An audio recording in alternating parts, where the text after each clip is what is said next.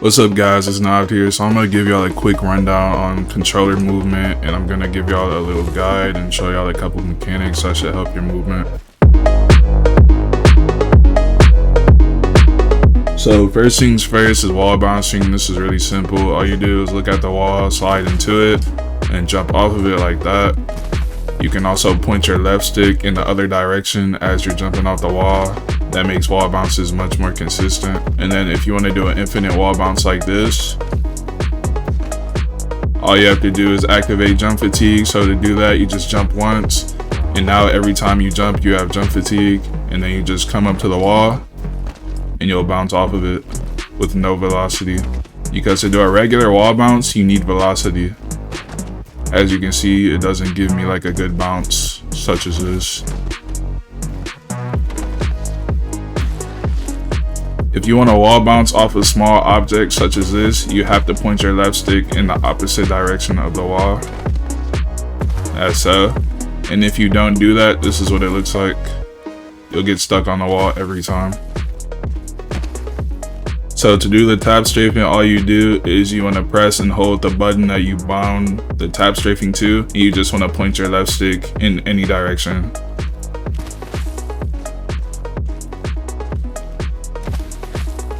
Alright, so next thing is super glides. So super glides are really simple. Basically, it's a timing thing. So the way I do it, if you look at the center crosshair, the little dot, basically when you climb and when that crosshair stops moving, as you can see, it moves while I'm climbing. When it stops moving, that's when you want to super glide. In the super glide, you just press jump and crouch at the same time, like that. And also when you super glide, you can tap strafe out of it. And you can tap strafe in any direction, like that. Last thing with zip lines, to do a super jump, all you do is press interact and jump twice. And this is what it looks like when you do it wrong. When you super jump, it'll launch you in the air.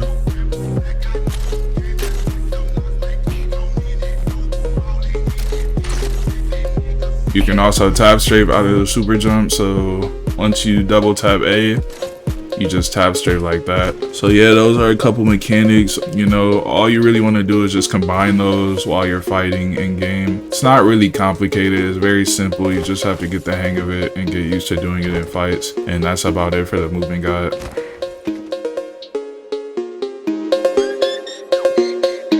Alright, so first thing for the binds, you want to come to the controller button layout, and you want to customize your binds to anything you feel comfortable with. So consider if you play claw, no claw, paddles, etc. You need to put these binds to whatever you are comfortable with. And once you figure that out, we can come into Steam right now, go to controller layout, and to bind the tap strafe, you want to come to left stick, mode shifting, and you want to come to button, put this to whatever button you want to bind tap strafe into. Me, I use the X button or square on the PlayStation controller, right? A lot of people use a left stick click or even the triggers, so that is all on you. That's preference. Make sure this is set to directional pad 8-way, and then you want to bind W, A, S, and D. And then once you bind that, right, so you bind it, and then you want to hit show activator, and then when you hit show activators, you come to this screen right here. You want to make sure turbo is on, repeat rate all the way up. You can put this on regular press or long press. Long press is more advanced, regular press is, you know, more beginner friendly, so it's up to you. Play around with that. You have to practice either way it goes. If you do use long press, make sure this is all the way down,